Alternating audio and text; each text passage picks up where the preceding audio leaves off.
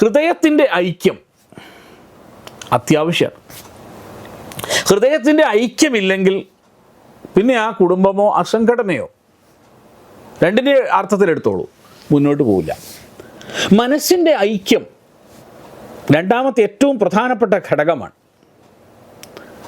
അതില്ലെങ്കിലും നമുക്ക് മുന്നോട്ട് പോകാൻ പറ്റില്ല. ദ്വേഷത്തിൻ്റെ അഭാവമാണ് മൂന്നാമത്തത്. ദ്വേഷത്തിൻ്റെ അഭാവം.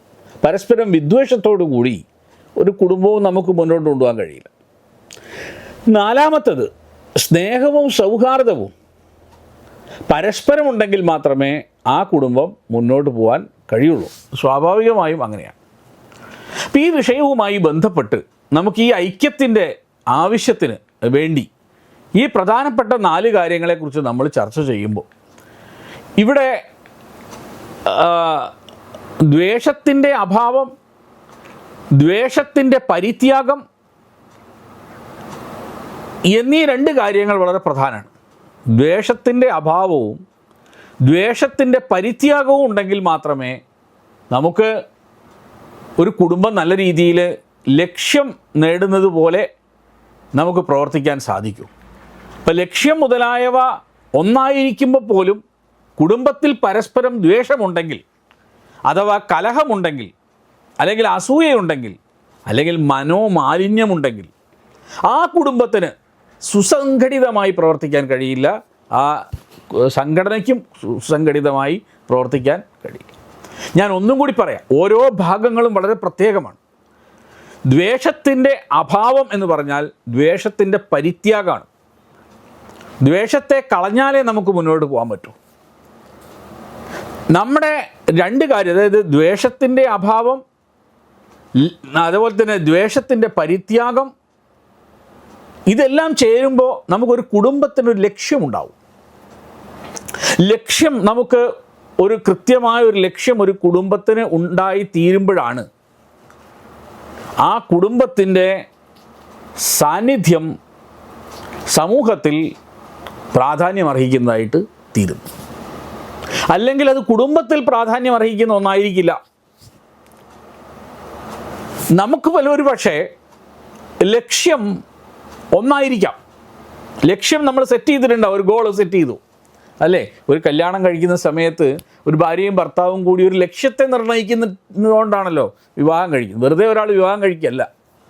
അപ്പോൾ അവർക്ക് അതുണ്ടാവുമ്പോൾ പോലും, അങ്ങനെ ലക്ഷ്യമുണ്ടായി എന്നാൽ പോലും കുടുംബത്തിൽ ദ്വേഷമുണ്ടെങ്കിൽ, ശ്രദ്ധിക്കേണ്ട വിഷയത, കുടുംബത്തിൽ ദ്വേഷമുണ്ടെങ്കിൽ, പരസ്പര ദ്വേഷം എന്ന് പറയുന്നത് വളരെ മുഖ്യമായൊരു പ്രശ്നമാണ്. അതുണ്ടെങ്കിൽ, കലഹമുണ്ടെങ്കിൽ, ഒരാൾക്ക് മറ്റൊരാളോട് അസൂയയുണ്ടെങ്കിൽ, മനോമാലിന്യമുണ്ടെങ്കിൽ, ശ്രദ്ധിക്കേണ്ട വിഷയം അതാണ്, മനോമാലിന്യമുണ്ടെങ്കിൽ ആ കുടുംബത്തിന് സുസംഘടിതമാകാൻ കഴിയില്ല എന്ന് തിരിച്ചറിയണം. സുസംഘടിതമായി മുന്നോട്ട് പോകാൻ ആ കുടുംബത്തിന് കഴിയില്ല. പരസ്പരം ദ്വേഷമുണ്ട്, കലഹമുണ്ട്, അസൂയയുണ്ട്, മനോമാലിന്യമുണ്ടെങ്കിൽ കുടുംബത്തിന് സുസംഘടിതമായി മുന്നോട്ട് പോകാൻ കഴിയില്ല. അതുകൊണ്ടാണ് വേദമന്ത്രം പറയുന്നത് അവിദ്വേഷം എന്നുള്ള വാക്കൊക്കെ ഉപയോഗിച്ചത്. അതിനാൽ കുടുംബത്തെ സുദൃഢമാക്കുന്നതിനായിട്ട് എന്തു വേണമെന്നാണ് ഇവിടെ പറയുന്നത് എന്നറിയാമോ? പരസ്പരദ്വേഷം ഒഴിവാക്കണം, മനോമാലിന്യം ഒഴിവാക്കണം, അസൂയ നമ്മൾ ഒഴിവാക്കണം. ഒരാൾക്ക് ജോലിയുണ്ട്, മറ്റേയാൾക്ക് ജോലിയില്ല, അതുകൊണ്ടൊരു അസൂയ തോന്നാം. ഇതിനോടൊക്കെ നമ്മൾ വിട പറയേണ്ടത് ഒരു നല്ല കുടുംബം കെട്ടിപ്പടുക്കുന്നതിന് അത്യാവശ്യമാണ്. ഞാൻ ഈ പറഞ്ഞതിനൊക്കെ ഒരുപാട് തലങ്ങളുണ്ട്. കാരണം ഒരുപക്ഷെ ഭാര്യയ്ക്ക് ജോലിയുണ്ട്, ഭർത്താവിന് ജോലിയില്ലെങ്കിൽ സ്വാഭാവികമായി സംഭവിക്കാവുന്ന ഒരു അസൂയയുടെ ലോകമുണ്ട്. ഭർത്താവ് മാത്രമാണ് അധ്വാനിക്കുന്നത്, ഭാര്യയ്ക്ക് ജോലി ഇല്ല എന്ന് വരുന്ന സമയത്ത് അവിടെ പരസ്പരം മനസ്സിലാക്കാനുള്ള സാധ്യത കുറഞ്ഞു വരാൻ സാധ്യതയുണ്ട്. അപ്പോൾ ഇതിനൊക്കെ പുറമെ മറ്റൊരു പ്രധാനപ്പെട്ട ആവശ്യം എന്താണെന്ന് വെച്ചാൽ, അത് ഈ വേദമന്ത്രത്തിൽ പറയുന്നത് സ്നേഹവും സഹാനുഭൂതിയുമാണ്.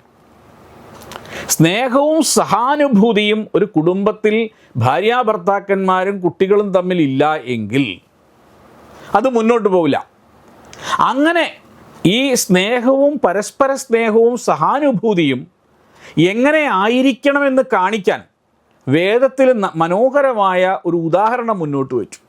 ആ ഉദാഹരണമാണ് ഏറ്റവും രസകരമായത്.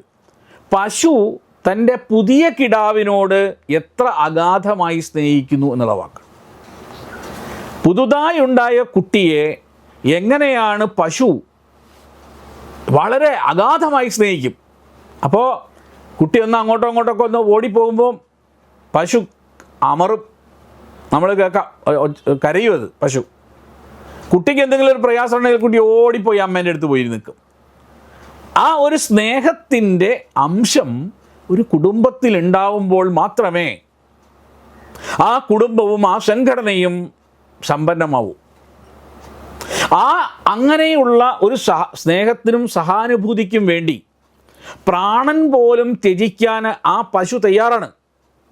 ശ്രദ്ധിക്കുക, പ്രാണൻ ത്യജിക്കാൻ ആ പശു ആണ്.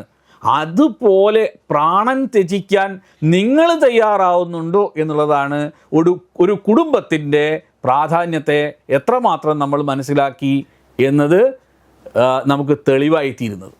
അതുപോലെ തന്നെ കുടുംബത്തിൽ അഗാധമായ സ്നേഹത്തിൻ്റെ പ്രവാഹമുണ്ടെങ്കിൽ, ഒരാൾക്ക് വേണ്ടി മറ്റൊരാൾ പ്രാണൻ ത്യജിക്കാൻ തയ്യാറാകുന്നുവെങ്കിൽ, അപ്പോൾ എപ്പോഴും പരസ്പരം നന്മ ചിന്തിക്കുന്നുവെങ്കിൽ ആ കുടുംബങ്ങൾ തീർച്ചയായും സുസംഘടിതമായിരിക്കും. Brought you by Kerala AIDS control society.